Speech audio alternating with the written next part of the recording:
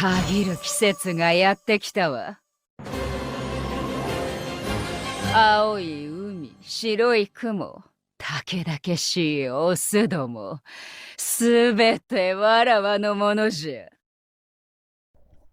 Hello, I'm Silveroxus, and one of the units coming this week to Octopath Traveler COTC is the seasonal units that are come simultaneously across all the servers. This is Tatloch EX, the embodiment of darkness herself. So what does Tatloch EX do that's different from her original form?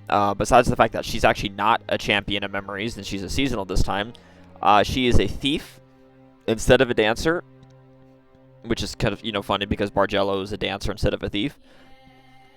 Her role is that she's a dark magic supporter / implanter. Like, she can do some damage, but she's more of a support. Her special ability says that she can give a dark weakness implant to enemies. Her dark skills exploit dagger, and she can extend the dark damage buffs to 50% from active and passives, and allow units to shave 2 shields using dark magic abilities. The recommended weapons for her would be a Fortune Dagger for magic attack specifically, because she needs magic attack in order to do reasonable damage, and Fortune Attack is the best way because most normal daggers prioritize P attack, so you want to use Fortune Daggers for this specifically. Recommended accessories would be Dark Damage up A4 / accessories if any to spare, Magic Attack up, and if you have an extra buff extension A4, that can also help.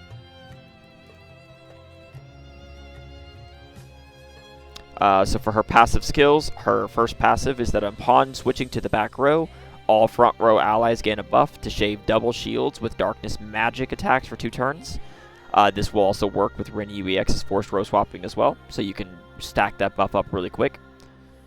Her second passive is that while she's in the front row's dark damage cap from active skills and passive / equipment is extended to 50%, and front row gains 30,000 damage cap up.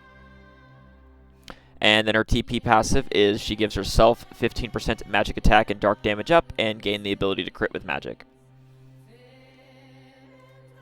So moving on to her skills, her base kit, she has a 2-hit single target dark that exploits dagger, a 1-hit AoE dark that exploits dagger, an AoE 15% magic defense down for 2 to 5 turns, plus 3 stacks of dark weakness implant.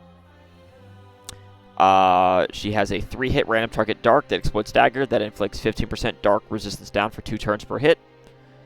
And all allies 20% magic attack plus dark damage up for 2 to 5 turns. And then a priority skill that inflicts AoE dark weakness implant for 2 to 5 stacks, and then she swaps to the back row. So that's good because she's giving AoE dark weakness stacks to everybody and then swapping to the back row to immediately trigger her passive. Her 4-star skill is a 2-hit AoE dark that exploits dagger. It becomes 4 hits at max boost. 5-star skills, 5-hit random target dark that exploits dagger, which at 6-star becomes a 6-hit dagger. I mean a 6-hit dark skill that exploits dagger. Then she has a single target implant 3 stacks of dark weakness, and then do a 3-hit single target dark attack. And if max boosted, she double casts this skill. This is her best nuking option because she's just giving herself implants that she immediately hits with a powerful 6-hit attack. Then her TP skill is an AoE 2 to 5 stacks of dark weakness implant, and then grant all allies priority on their next turn, and then swap to the back row. So moving on to her EX skill plus her ultimate technique. Her EX skill has 2 total uses, and it is unlocked after using her ultimate technique. It is a priority inflict 2 to 5 stacks of dark weakness implant, then grant front row 20% magic attack plus 30% dark damage up plus 30,000 damage cap up for 2 turns. This is very, very good to use on the turn before break if you have a buff expansion A4 or other sources of damage cap, or if you already used her normal skill for buffing magic attack and dark damage, because this basically allows her to give active 50% dark damage up to the front row if she's also in the front row. So this is really, really strong. You do want to basically rush to get her ultimate out as quick as you can to use that to shave shields and debuff dark resistance, as you'll see, in order to be able to use this EX skill, because this is a very good EX skill. Her ultimate technique is a damage class ultimate, so 4 BP to fully charge from ult level 8. It's the Lady of Grace's Darkness. And it is an 8-hit random target dark that exploits dagger, inflicts 10% dark resistance down for 1 turn per hit. And this scales to 15% dark resistance down per hit and a bit more power at ult level 10. Ult level 10 priority is, I would say, you should ult 10 her first if not able to reach A4, otherwise A4 her first. Basically what I mean by that is if you happen to like pull and get a dupe and you're not planning on chasing for A4, then go ahead and take ult 10 over A1. But if you think you're going to go for the A4, or if you're like chasing Bargello EX A4, see his video for info about that, then I would go for her A4 if you get extra dupes, and only take the ult 10 if you can't get to A4. So for our Awakenings plus her A4 accessory, A1 is helpful but not mandatory as she supports more than doing main DPS. So it's just nice to have for more damage, but that's her main role, support. A2 is helpful to have, but she can work fine with only 3 skills. A3, HP is always good to have, and Thief base HP isn't the greatest. Her A4 accessory is called the Empress's Foot Chain.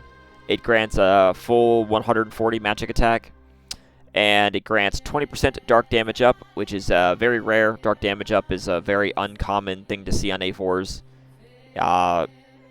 There's just not very much of it around, so that's why it's kind of hard that she gives dark damage up from passives up to 50%, but it's very hard to get that until a later unit comes out at least. At start of battle, and what it also does is at the start of battle, inflict AoE 9 stacks of Dark Weakness Implant, which is like very good. So the A4 tier rating for this is an S tier A4. It's a very good magic stat. Dark damage up is rare to find in accessories, and starting battles with 9 stacks of Dark Weakness Implant allows for some crazy early shield shaving potential for speed clears, giving this A4 its respective tier rating. I would just have to consider that this is a seasonal banner A4, and I wouldn't recommend chasing it unless whaling/chasing Bargello EX A4. But if you get it, it's great to use, because like you can throw it on, and then every enemy has 9 stacks of Dark Weakness Implant, so if they weren't weak to Dark, now they are. She can swap to the back row on turn 1 if she's faster than the people using her skill, and she can immediately give everybody double shield shaving. So then you could basically immediately use up all 9 of those Dark Weakness stacks with like someone like Emil when he comes out or whatever, and just do 18 shields right away. And that's really, really good for shields. Or if you're doing like speed clears and they already have Dark Weakness, then you're just getting the 20% extra damage that implants give you if they already have that weakness right at the start of the battle for even faster potential speed clears. So yeah, it's a very good A4. So for an optimal skill loadout, I would take skill 1, the priority 2 to 5 stacks of Dark Weakness Implant, then swap to the back row. So getting Dark Weakness Implants set up to 9 if possible, and then force swapping to allow the double shield shaving is just really good. Skill 2, I would take her all allies 20% magic attack and dark damage up, because that's giving 20% of both, and that's really, really solid to get that out, even especially with her EX skill able to cap the dark damage up to a total of 50.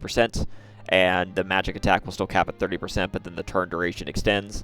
Even though the EX skill is front row only, I would still take her all allies 1 because it just makes setting up really easy. Skill 3, I would take her 3-hit random target dark with dark res down per hit. And then skill 4, if you have it, her 3 stacks of implant plus 3-hit dark that double cast at max boost. This is a 6-hit shield shave at max boost, and also her best nuking option because she does need to be in the front row when doing if you want the extra damage up, so she needs to be in the front row on break for your dark DPS units to get that extra dark damage up. So you can I would also say you can swap skill 3 and 4 as needed if you have other units to cap dark resistance down, because that is a very common thing that other units that do dark damage have, and or use her 6-hit random target dark for shield shaving as needed, because that's another good option. Her 6-hit at max boost from the double cast is her best nuke, as she gives herself implant for guaranteed weakness splash bonus damage before the hits. So for unit synergy, Tatloch EX enables dark magic to become the strongest potential magic type in the game, currently in global. So for units, I would recommend synergizing with Emil. This is a future release. I am putting them here because he is probably one of the best pairing for her. We do know now that thanks to the roadmap that the Nier Replicant collab is coming in September, so he's going to be here in about a month. So that's going to be really good to pick her up now to have for him. He's easily the best pairing with her for insane dark damage potential and a consistent yet expensive on SP 10-hit dark skill that with Tatloch EX will shave 20 shields. That's crazy good. Detrena is a very solid dark DPS that benefits greatly from Tatloch EX. ODOS. Once the buffs come on the rerun, because thanks to the roadmap as well, we do it's very, very likely that of the 2 reruns listed on the roadmap, one is probably Bravely Default 2 and the other one's Live a Live. Possibly Live a Live first because that one's been absent longer. It's not likely to be Triangle Strategy again just because we already got a rerun of that. So it's more than likely Live a Live rerun. Probably the first one is Live a Live, and that's going to be where we're going to get the buffed ODO and buff ODOS that Taiwan got, that they got from CN.